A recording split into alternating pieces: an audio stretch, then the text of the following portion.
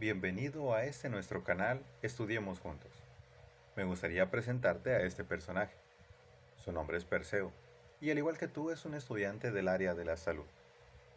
Hace algunos días, uno de sus docentes le dijo que identificara el diagnóstico sindromático de un caso clínico. No puede ser, se le ha olvidado. ¿Te parece si le ayudamos? Como pista, el doctor le dijo que investigara el síndrome de dificultad respiratoria, tanto aguda, crónica y crónica agudizada. Demos un vistazo a lo que ha investigado. En su investigación, encontró que la insuficiencia respiratoria aguda, o IRA por sus siglas, es una disfunción del aparato respiratorio. Esto produce una alteración en el intercambio gaseoso normal. Y observó que existían dos tipos. Una que es del tipo hipoxémica o IRA tipo 1, la cual se debe a un aporte insuficiente de oxígeno. En una gasometría podemos observarlo como una presión arterial de O2 menor a 60 milímetros de mercurio, lo cual, como dijimos, nos indica que hay una falta de oxigenación. Esto puede ser por un shock o cortocircuito, por una alteración en ventilación-perfusión, un deterioro de la función, hipoventilación alveolar o por una baja presión inspirada de oxígeno. Pero, además de eso, también puede ser de tipo hipercápnica o IRA tipo 2. Esto se debe a que hay una eliminación inadecuada de dióxido de carbono. En una gasometría lo podemos observar como una presión arterial de CO2 mayor a 50 milímetros de mercurio. Y la causa principal es la hipoventilación alveolar, por afectación de los centros respiratorios o por una disminución en la bomba muscular. Cabe destacar que suele ocurrir simultáneamente. Pero entonces, ¿cómo podemos identificar de qué tipo es? Bueno, observando cuál es la que predomina. Si vemos que en nuestra gasometría la presión arterial de O2 es mucho menor, tenemos que se debe a que hay una insuficiencia de oxígeno. Y entonces, ¿de cuál de los dos tipos va a ser? Es correcto, va a ser de tipo hipoxémica. Pero en cambio, si miramos que lo que predomina es una presión arterial de CO2 mayor a 50 milímetros de mercurio, vamos a tener que eso se debe a que el dióxido de carbono no se está eliminando adecuadamente. Entonces será de tipo hipercápnica. Además de esto, él notó que la insuficiencia respiratoria puede clasificarse de acuerdo a la duración y puede ser aguda, crónica o crónica agudizada. En sus notas, Perseo tiene que la aguda suele durar de días a meses o quizás años, que la crónica es de 12 a 36 horas o de 1 a 7 días. Pero, como que algo no cuadra. ¿Has notado el error? Así es. Lo agudo suele ser más repentino y rápido que lo crónico. Entonces, ¿qué te parece si lo corregimos? Mucho mejor. Ahora sí, tenemos que lo agudo suele durar minutos, horas o días. Y esto se debe a que hay un trastorno en los gases arteriales, pero sin compensación. Por ejemplo, podemos tener un pH menor a 7.3, lo cual nos indica que hay una acidosis respiratoria. Es decir, el CO2 está alto. Y si el CO2 está alto, nos indica que hay una mala eliminación de él. Entonces podemos decir que es de tipo hipoxémica o hipercápnica. Sí, es correcto, es de tipo hipercápnica. Claro, como hemos visto, esto se debe normalmente a que hay una hipoventilación. No se elimina correctamente el dióxido de carbono. Pero cuando el problema se extiende durante días o meses, pasamos a que suele ser crónica. Y en estos casos sí suele haber una compensación. Por lo tanto, solemos encontrar el pH casi normal y un aumento en el bicarbonato. También podemos observar que se presenta policitemia, es decir, un aumento en los glóbulos rojos intentando transportar ese poco oxígeno que hay. Con el tiempo se puede producir cor pulmonar, el cual es una enfermedad cardíaca en la que se produce una alteración en la función y en la estructura del ventrículo derecho. Esto como consecuencia a un aumento en la presión circulatoria pulmonar, debido a que se ha apelado durante mucho tiempo al mecanismo de vasoconstricción hipóxica que genera la hipertensión pulmonar. Como hemos visto, la aguda suele ser más repentina que la crónica, pero eso no quiere decir que no se puedan combinar. Cuando estas dos son unidas, es decir, tenemos una afección respiratoria crónica y combinamos con una aguda, pasa a llamarse entonces crónica agudizada. Y un ejemplo de esto es un paciente con EPOC. Él tiene su enfermedad de base, que como dijimos es el EPOC. Entonces tiene una insuficiencia respiratoria aguda o crónica. Es crónica, porque se suele durar varios meses o inclusive durante muchos años, pero puede agravarse. Una neumonía puede generar una insuficiencia respiratoria aguda, es decir, repentina, en pocos minutos, horas o días. Y por lo tanto tenemos que este trastorno pasa a llamarse crónico por el EPOC, pero agudo también por la neumonía que se está presentando en ese momento y tenemos que es una crónica agudizada. Otra forma de clasificarlo es de acuerdo a su etiología. Tenemos que puede ser de origen neurológico, de origen cardiovascular o de origen pulmonar. En cuanto a aquellas que son de origen neurológico, tenemos que puede deberse a daños en el sistema nervioso central, es decir, afectaciones en los centros respiratorios que se encuentran en el tallo cerebral, y pueden ser producidos por hemorragia subaracnoidea, ACV isquémicos, depresiones respiratorias generadas por sedantes o enfermedades metabólicas que son capaces de generar encefalopatías. También puede ser por daño en el sistema nervioso periférico, en el cual hay una afectación en la unión neuromuscular. Y esto puede ser por el síndrome de Guillain-Barré, por distrofia muscular, por miastenia gravis, botulismo o lesiones en la médula espinal, entre otras cosas. De aquellas que son por origen cardiovascular, tenemos que pueden deberse principalmente por un daño, ya sea en el corazón, una falla cardíaca que ocasiona un edema pulmonar cardiogénico, por ejemplo, una insuficiencia valvular, o porque ha sido sometido a isquemia o ha tenido un infarto. También puede ser por daños en los vasos, es decir, enfermedades que nos ocasionan hipertensión pulmonar o tromboembolismo pulmonar. Y en cuanto a las que son de origen pulmonar, tenemos que puede deberse a daños en las vías respiratorias o en las vías aéreas, como el asma, el EPOC que mencionábamos hace un momento con fenotipo de bronquitis crónica, angioedema, parálisis en las cuerdas vocales, entre otras causas que afectan a las vías respiratorias. Y también tenemos que puede deberse a daño en los alveolos. Síndromes que tengan llenado alveolar, como por ejemplo neumonías antes mencionadas, hemorragias alveolares o el SDRA, es decir, síndrome de dificultad respiratorio agudo. También tenemos las atelectasias. En cuanto al síndrome de dificultad respiratorio agudo, tenemos que este es un cuadro clínico de disnea intensa, de comienzo rápido, con hipoxemia e infiltrados pulmonares difusos, que culminan en una insuficiencia respiratoria.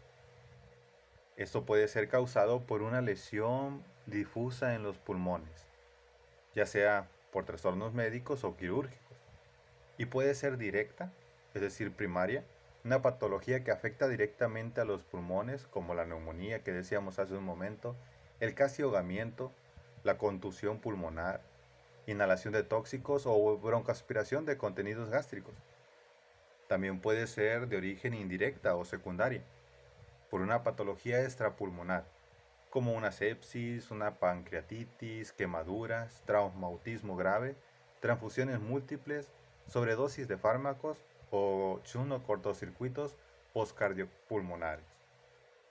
El síndrome de dificultad respiratoria aguda suele tener una evolución natural que se caracteriza por tres fases: una fase exudativa, una fase proliferativa y una fase fibrótica. Pero antes de mencionar lo que se encuentra en estas fases, veamos brevemente lo que incluye un alveolo normal, un alveolo y un capilar. Observemos, por ejemplo, las notas y las imágenes que tiene Perseo en su libreta. Aquí podemos observar que el alvéolo tiene una membrana basal. Además de su membrana basal, cuenta con un epitelio bronquial asentado sobre esta membrana. Tiene neumocitos tipo 1 que suelen ser planos y neumocitos tipo 2 que suelen ser más cuboides. Estos neumocitos tipo 2 suelen sintetizar surfactante o agente tensioactivo. En cuanto al capilar, tenemos que este cuenta con células endoteliales que se encuentran asentados también en una membrana basal. Y en él encontramos células sanguíneas como glóbulos rojos, glóbulos blancos o plaquetas. Esto suele ser en circunstancias normales. Y cabe destacar que en circunstancias normales también el alvéolo suele ser impermeable. Pero en la fase exudativa, el macrófago alveolar, mediante un factor desencadenante, el cual puede ser bacteria, hongo, un virus, un traumatismo, una quemadura o quizás pancreatitis, produce una reacción inflamatoria. Este daño en el alvéolo como tal produce una respuesta activando al macrófago alveolar y secretando sustancias proinflamatorias como interleucinas o factor de necrosis tumoral alfa. ¿Qué ocurre con esto? Los glóbulos blancos son atraídos, principalmente los neutrófilos.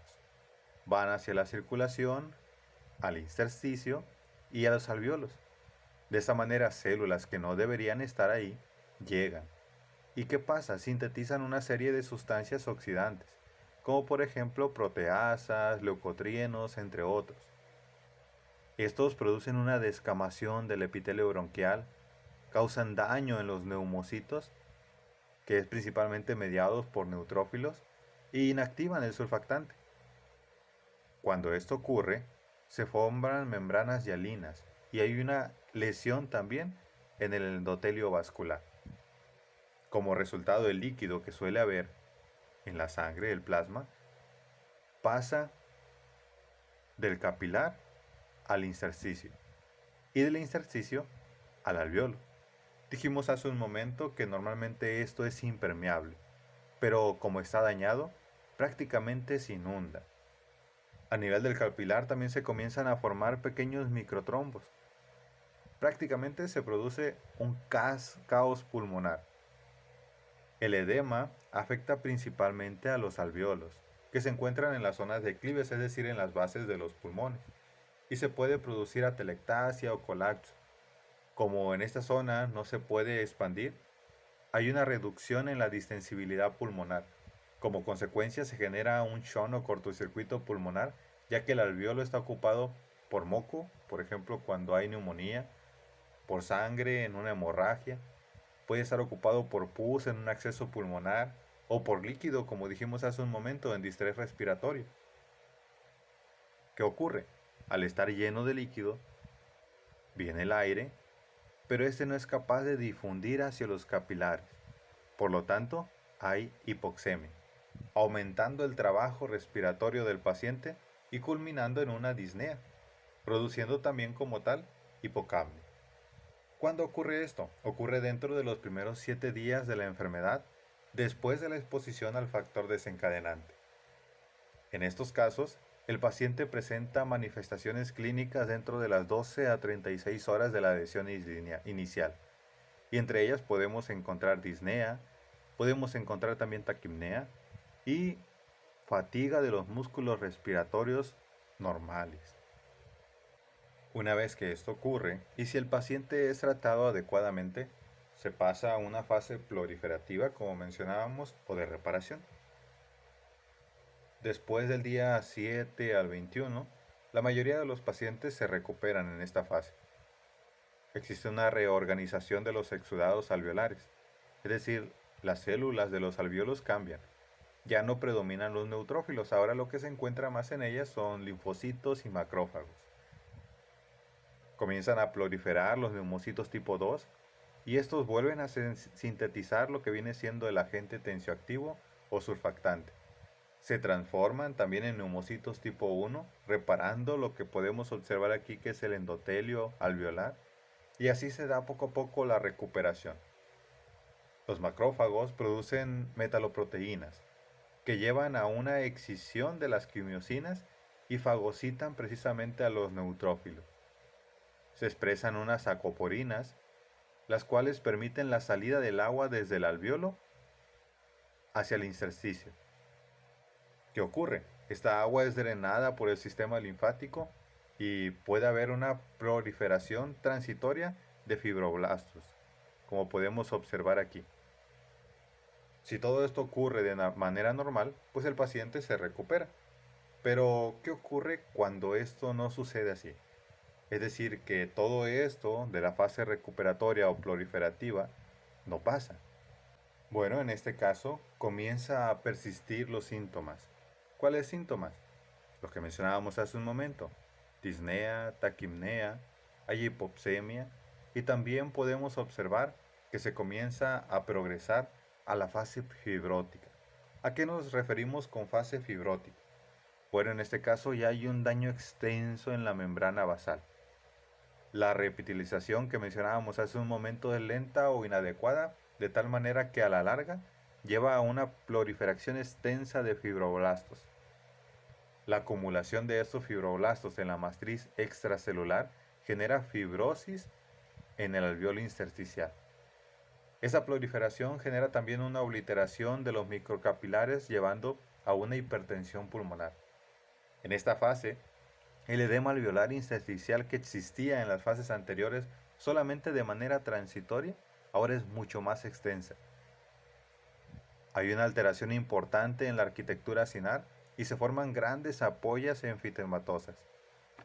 Las consecuencias funcionales de esto incluyen un mayor riesgo de neumotoras, una menor distensibilidad pulmonar y un mayor especio muerto fisiológico, con un aumento en la morbilidad del paciente que lleva a un requerimiento en el apoyo de la ventilación mecánica, oxigenoterapia complementaria a largo tiempo y en la mayoría de los casos, tristemente, eso suele ser fatal o mortal. Dentro de las manifestaciones clínicas de estos pacientes encontramos un signo cardinal, que como hemos mencionado ya en varias ocasiones, es la disnea. Esto se acompaña de taquipnea, cianosis, diaforesis y a la auscultación solemos escuchar estertores crepitantes bilaterales diseminados. Está presente o se encuentra el paciente taquicárdico, podemos observar confusión, también vemos cómo utiliza músculos accesorios de la respiración y un aleteo nasal, tiraje intercostal o el uso del músculo del cuello.